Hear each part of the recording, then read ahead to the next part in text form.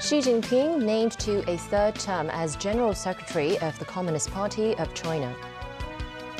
4 new faces on the new Politburo Standing Committee of the party. And in the UK, Rishi Sunak announces his bid for the Tory leadership as Boris Johnson returns from an overseas vacation.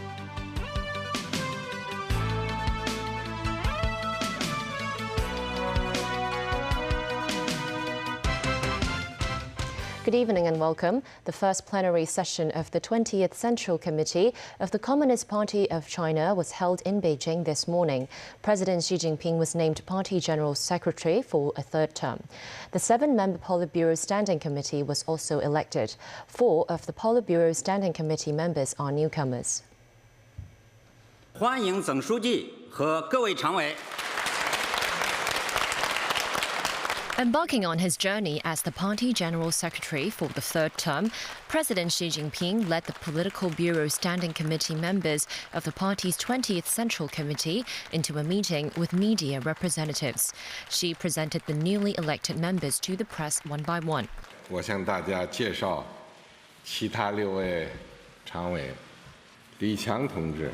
They are Comrade Li Qiang, 赵乐际同志。 Comrade Zhao Leji, 王沪宁。 Comrade Wang Huning, 蔡奇。 Comrade Cai Qi, 丁薛祥。 Comrade Ding Xuexiang, 李希同志。 and Comrade Li Xi. 我们一定牢记。 We shall keep in mind the party's nature and purpose, and our own mission and responsibility, and work diligently in the performance of our duty. We will always ride out the storm with our people and stay heart to heart with them, taking their priorities as ours and acting on their wishes. We will continue the hard work to turn their aspiration for a better life into a living reality. Xi Jinping stressed that the world is facing unprecedented challenges and it's important to champion common values of humanity. 只要共行天下大道， When all countries pursue the cause of common good, we can live in harmony, engage in cooperation for mutual benefit, and join hands to create a brighter future for the world. Xi said China cannot develop in isolation from the world, adding that the world also needs China for its development. He also thanked the press for delivering the voice of China and the Chinese Communist Party to the international community. While the newly elected Politburo Standing Committee members take office immediately, the division of responsibility will only be made official during the National Legislature's annual session in March.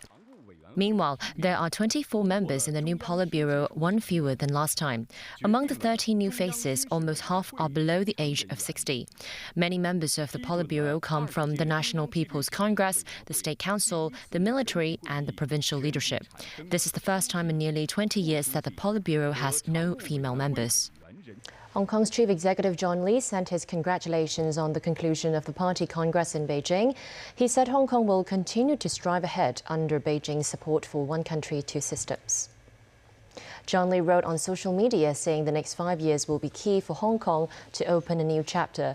He added that learning from the 20th National Congress spirit accurately can help the implementation of one country, 2 systems, and also Hong Kong's integration into the country's development. Macau's Chief Executive Ho Yat-seng, meanwhile, said the SAR will support the new central government's leadership and make greater contributions to the rejuvenation of the Chinese nation.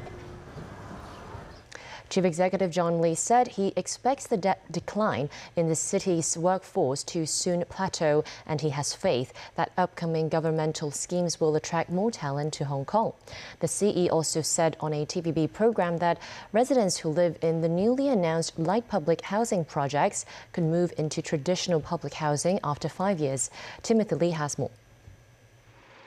Over the past 2 years, Hong Kong lost an estimated 140,000 members of its workforce, exacerbating fears of a brain drain. Speaking with TVB News, Chief Executive John Lee said he believes the manpower drop will stabilize soon, as the city gradually returns to normalcy. He said Hong Kong will soon regain its lost talent with a recently introduced Top Talent Pass scheme. The government estimated that it will attract around 35,000 people to the SAR each year. Lee said Hong Kong's DNA is both beautiful and intelligent. While the city is a gateway to China, that's why he is confident talent will be attracted here. Meanwhile, Lee's policy address introduced a new light public housing scheme, which was intended to temporarily solve the public housing waiting problem. He believes residents who move to the 30,000 light public housing units could live there for 5 years. Then they would move seamlessly to public housing. As for suggestions to use dormant isolation facilities for transitional housing projects, Lee said the facilities are intended for temporary use, and a lot of construction work and investment will be required for conversion. Lee also commented on views about developing the peripheries of country parks as a solution to the housing shortage. The CE said Hong Kong's country parks are one of its best features, and there are other viable options to solve Hong Kong's public housing problem. Lee, however, pointed out that he was open to other suggestions for building more public housing units. Timothy Lee, TVB News. Hong Kong reported 5,535 COVID cases today. That's around 400 infections fewer than yesterday's tally. Local cases accounted for over 5,100 infections, while there are around 400 imported cases. No new mutant strains have been found in today's cases. Another 5 residents of the city's elderly and disabled care homes tested positive, while 13 people were listed as close contacts. Meanwhile, 4 more COVID patients have died, with the 5th wave of the pandemic having claimed the lives of 10,113 people. The city has reported more than 30 melioidosis cases so far. Most of them were found in Sham Shui Po and Shek Kip Mei. Speaking to reporters today, microbiologist Yun Kwok Yung said authorities were unable to confirm the source of the infections and experts were still examining collected samples. He said the city only reported fewer than 10 melioidosis cases annually over the past years, so the surge in cases this year is alarming. He added the authorities would inspect more locations such as service reservoirs around the affected area. Meanwhile, Yun opposed suggestions to lift the outdoor mask mandate, even though the COVID pandemic situation has stabilized. He said there would be room for relaxing the rule if the vaccination rate among children reached a satisfactory level. In Britain, there is just 1 day to go before the Tory leadership nomination deadline. So far, former Defence Secretary Penny Mordaunt and former Chancellor of the Exchequer Rishi Sunak have formally declared they will run. This as bookmakers put Sunak as favourite to win the race to become Britain's next Prime Minister. But could Boris Johnson make a comeback? Tracy Furness has more. Boris Johnson returned to Britain Saturday, cutting short his family holiday in the Dominican Republic. Although some passengers booed him on his flight home, some reports say Johnson has already garnered the 100 votes needed to run for Conservative Party leader, but Reuters put him at just above 40. Trade Department Minister James Duddridge confirmed Friday that Johnson told him he was up for it. However, Johnson's former Deputy Prime Minister Dominic Raab warned that Johnson could be distracted by the Partygate probe that caused him to resign as Prime Minister 2 months ago. The big challenge for Boris is that within days of a new Prime Minister being announced next Friday, the Committee on Standards and Privileges is going to start taking testimony on Partygate. That's going to involve witnesses. It will, I'm assuming, have to involve him giving oral evidence. And we need a Prime Minister that is focused. Rishi Sunak is said to already have 110 votes from his fellow Conservative MPs, more than enough to run and potentially become Britain's next Prime Minister. And Raab went on to say that Sunak is ready to lead.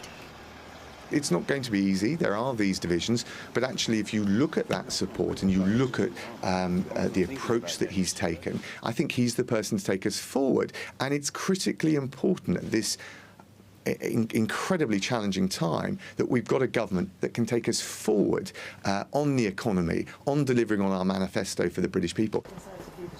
Penny Mordaunt said she was staying in the race to become Britain's Prime Minister, despite trailing rivals Rishi Sunak and Boris Johnson in the number of declared backers, dismissing a report that she had discussed a deal with Johnson. Tracy Furness, TVB News. Still to come on tonight's news. More demonstrations in major cities around the world in solidarity with Iran protesters. And highlights of this year's cross-harbour race.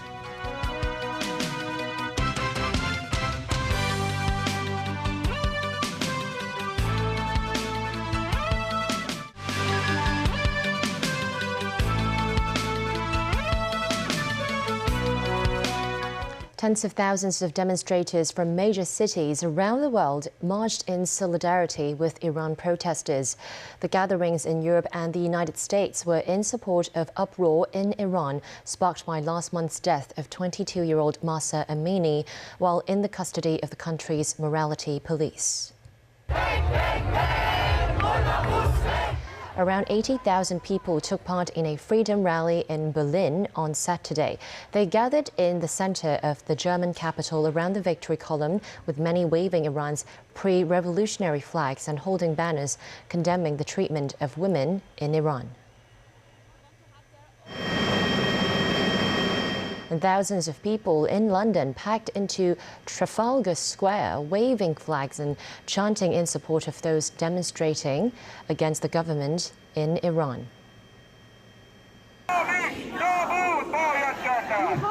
In Sweden, thousands of people gathered in Stockholm to show their support for the Iranian protests. Some at the rally were holding flags of the East Kurdistan Free Women's Society.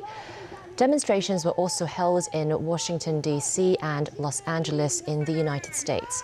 Despite the global protests, Iran's clerical leadership remains firmly in power.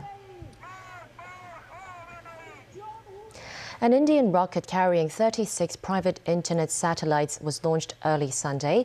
The lift-off from southern India was the first launch for London-based OneWeb since breaking with the Russian space agency in March because of Moscow's invasion of Ukraine. OneWeb now has 462 satellites flying, just over 70% of what the company said it needs to provide broadband services around the world. The launch used the Indian Space Research Organization's LVM-3 rocket to carry the commercial satellites into space. Today's launch is important for India. It reflects the gradual opening of the country's space agency to private customers.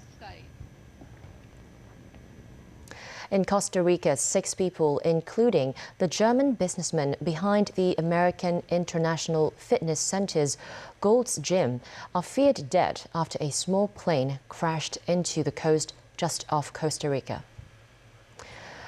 Boats from the Costa Rican Coast Guard returned late Saturday after a day of searching for 6 missing passengers from a plane crash. Officials suspended the search overnight but will continue Sunday. The 5 passengers are said to be German citizens and the pilot Swiss. Costa Rican authorities said pieces of the twin-engine turboprop aircraft were found in the water Saturday after the flight went missing Friday. Officials reported the flight had set out from Mexico and was heading to Limon, a coastal town in Costa Rica. Now back locally, this year's cross-harbour race was held this morning with about 1,200 participants gathering for the annual swimming event. 2 swimmers who represent Hong Kong internationally won gold in the male and female individual races, respectively. Timothy Lee reports. 3, 2, 1! Diving into waters off Golden Bohemian Square Public Pier in Wan Chai, these 100 swimmers were the first to make their way across the Tsim Sha Tsui Avenue of Stars. The course is about 1 kilometer in length, with participants separated into racing and leisure groups. The winner of the men's race was last year's bronze medalist Jimmy Kwok, who completed the swim in 14 minutes and 25.6 seconds. He said he was excited and nervous. Athena Wong won the women's individual race in a time of 15 minutes and 11.4 seconds. She said the water was much colder during last year's race and noted that the sea was a lot calmer this year. There were more than 1,000 participants in the leisure group, including Legislative Council members Vincent Cheng, Eunice Young, and Yu Pak Leung. Around 10 people suffered from cramps or felt unwell during the swim and were unable to complete the event. The government said the city has the ability to host more international competitive events. Organizers of the Cross Harbor Race are looking into the possibility of changing the starting location for next year's race to Wan Chai or Central Ferry Pier. Timothy Lee, TVB News. And that's the news. Thanks for watching.